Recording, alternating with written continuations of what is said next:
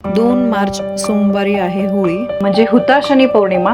तर ही होळी येण्याआधी तुम्हाला काही वस्तू आणून ठेवायच्या आहे घरामध्ये आणि त्या वस्तू होळीच्या दिवशी म्हणजे पौर्णिमेच्या दिवशी तुम्हाला त्या वस्तूंची घरामध्ये स्थापना करायची आहे. खूप महत्त्वाच्या अशा या वस्तू आहे आणि हुताशनी पौर्णिमा म्हणजे होळीचा दिवस अत्यंत महत्त्वाचा असतो. या दिवशी बघा आपण होळी पेटवत असतो, म्हणजे जे काही वाईट गोष्टी आहेत त्या आपण जाळून टाकत असतो की जेणेकरून सुरुवात जी आहे नंतर पुढचे जे दिवस आहेत ते आपल्या आयुष्यामध्ये चांगले येतील. म्हणून या ज्या वस्तू आहेत या अशा वस्तू आहे की यांची तुम्ही घरामध्ये स्थापना केल्यामुळे तुमच्या घरामध्ये सकारात्मक ऊर्जेचा प्रभाव वाढेल आणि नकारात्मक ऊर्जा जी आहे ती निघून जाईल.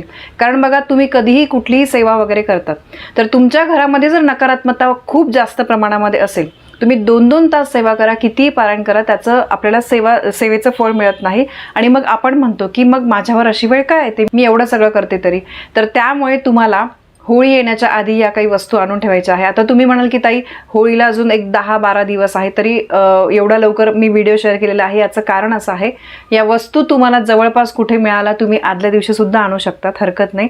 पण तुम्हाला जवळपास कुठे मिळत नसतील, तुम्हाला आणायची इच्छा असेल तर मी स्क्रीनवर नंबर देते, त्या ताईंकडून तुम्ही जर ऑनलाईन मागितल्या तर तुम्हाला त्या होळीच्या आत तुमच्यापर्यंत पोहोचू शकतात.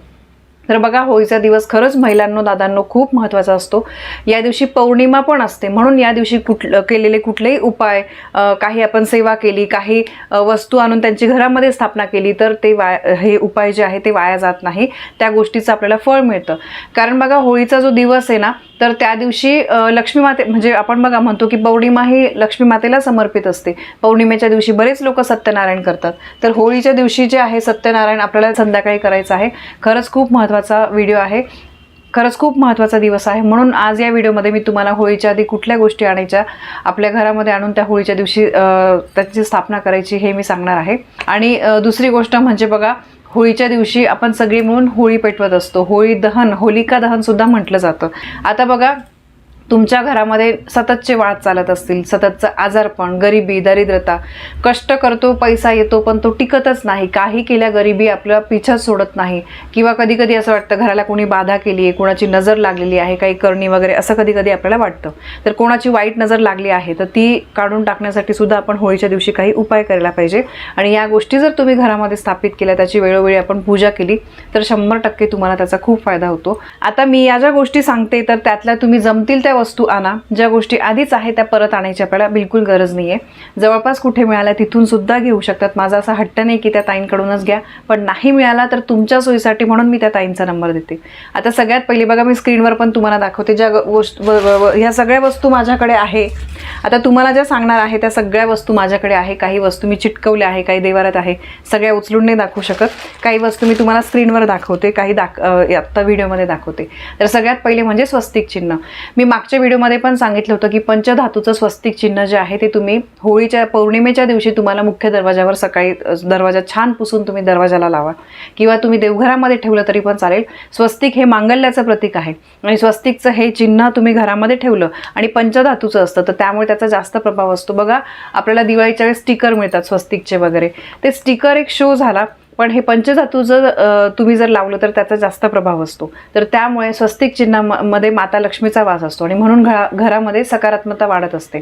म्हणून कुठल्याही घरामध्ये समस्या असतील तर त्या सुटण्यासाठी तुम्हाला घरामध्ये मंगलमय गोष्टी घडण्यासाठी होळीच्या दिवशी तुम्हाला न विसरता स्वस्तिक लावायचं आहे. सकाळी आंघोळ करून दरवाजा स्वच्छ पुसायचा आहे. त्याच्यावर तुम्हाला ते स्वस्तिक चिन्ह जे आहे दरवाजाच्या बाहेरच्या साईडने, ठीक आहे, तिथे लावायचं आहे, किंवा तुम्ही देवघरामध्ये सुद्धा ते लावू शकतात, ठीक आहे. दुसरी गोष्ट म्हणजे मी बऱ्याचदा सांगत असते की श्रीयंत्राची सेवा आपण वर्षातून बऱ्याच दिवशी करत असतो. अतिशय प्रभावी ही सेवा आहे. श्रीयंत्राचे कित्येकशे व्हिडिओ मी तुमच्यासोबत शेअर केलेले आहे. पंचधातूचं श्रीयंत्र छोटं का होईना तुमच्या देवघरात स्थापित करा. माझ्या देवघरामध्ये मी मोठं स्थापित केलेलं आहे. जवळपास 10 वर्ष झाली त्याची मी वेळोवेळी त्याच्यावर कुंकुमार्चन करत असते. नवरात्रीत आपण श्रीयंत्रावर सेवा करतो, त्याच्यानंतर पौर्णिमेच्या दिवशी बऱ्याचशा दिवशी आपण श्रीयंत्रावर सेवा करत असतो. म्हणून श्रीयंत्र तुम्ही नसेल तर ते सुद्धा तुम्ही होळीच्या दिवशी पौर्णिमेच्या दिवशी स्थापित करू शकता. त्यानंतर बघा ही लक्ष्मीची पाऊलं आहेत, तर याच्यावर बऱ्याचशा अशा खुणा आहेत, वेगवेगळ्या खुणा आहेत, चंद्र आहे, बाण आहे, स्वस्तिक आहे, कलश आहे. तर आपण जे दरवाजाला स्वस्तिक लावतो प्लास्टिकचे वगैरे ते लावण्यापेक्षा तुम्ही हे जर लावले एका साईडला आणि दुसऱ्या साईडला असं जर हे स्वस्तिक चिन्ह लावलं, हे पंचधातूचे आहेत, तर त्यामुळे त्याचा प्रभाव जो आहे म्हणजे त्या गोष्टीचा आपल्याला फायदा होतो. उगाचच सगळे लावतात म्हणून आपण कुठले तरी प्लास्टिकचे लावायचे, त्याचा काही अर्थ नाही आहे. मी माझ्या दरवाजाला चांदीचे असे करून घेतलेले आहे, पण बघा चांदीचे पण जवळपास आपण बघितले वजनावर असते 600-700 असं पडतं. तर हे सुद्धा जे आहेत हे तुम्ही पंचधातूचे हे लावू शकतात. यानंतर दुसरी पुढची गोष्ट म्हणजे कासव. कासवाला आपण देव मानतो. बघा मंदिरामध्ये तुम्ही बघितलं असेल कासवाला नमस्कार करून मग आपण देवांचं दर्शन घेतो.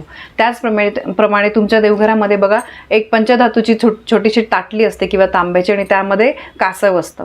ते तांब्याचं किंवा पंचधातूचं असतं आणि त्या ताटलीमध्ये आपल्याला पाणी टाकून ठेवायचं असतं, कारण कासव बघा पाण्यामध्ये असतं. कासव आणल्यानंतर ते स्वच्छ धुवायचं आहे आणि देवांकडे त्याचं तोंड करून कासवाचं, म्हणजे बघा मंदिरामध्ये उलटा कासव नसतो, देवांकडे तोंड असतं, तसंच देवांकडे तोंड करून आपल्याला ते कासव जे आहे ते ठेवायचं आहे. स्वच्छ धुवून पाण्यामध्ये ताटलीमध्ये त्या कासवाला हळद कुंकू अक्षता अर्पण करून अगरबत्ती वाळून त्याची पूजा करायची आहे. ठीक आहे. हे कासव देवघरामध्ये ठेवल्यामुळे आपल्याला आपल्या घरामध्ये कधी पैशाची चणचण भासत नाही, धनामध्ये वृद्धी होत असते. म्हणून तुम्ही हे कासव सुद्धा या दिवशी ठेवू शकता. यानंतर अजून महत्त्वाची गोष्ट म्हणजे बघा हे कवड्यांचं तोरण. मी तुम्हाला माझ्या मुख्य दरवाजाचे बऱ्याच वेळेस दाखवलं आहे व्हिडिओमध्ये. इतर कुठलं तोरण लावण्यापेक्षा कवड्यांचं तोरण लावा. कवड्या या माता लक्ष्मीला आकर्षित करतात आणि कवड्यांमुळे नकारात्मकता जी आहे ती प्रवेश करत नाही. म्हणून छान होळीच्या दिवशी, पौर्णिमेच्या दिवशी तुम्ही मुख्य दरवाजाला हे कवड्यांचं तोरण लावा. कवड्या ज्या आहे ना त्या बघा समुद्र मंथनातून त्यांची उत्पत्ती झाली होती आणि जिथे कवड्या असतात, आपण देवीच्या मंदिराच्या इथे बघतो की बऱ्याचशा बाया गळ्यामध्ये कवड्यांच्या माळा वगैरे त्यांनी घातलेल्या असतात. तर ते का असतात? कारण लक्ष्मी मातेला, देवीला कवड्या ज्या आहेत त्या अतिशय प्रिय असतात.